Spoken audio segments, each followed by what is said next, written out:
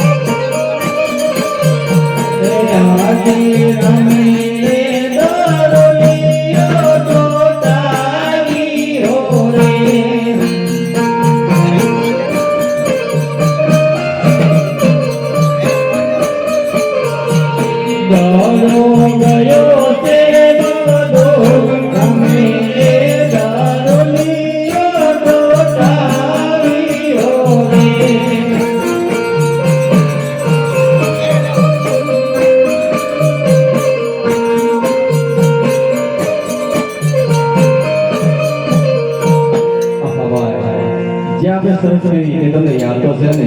યાદ છે મોટા ભાઈ. તમે ગોળે પહેલા ઘરે જાઓ, હમણાં દોડો લઈને પાછો આવો.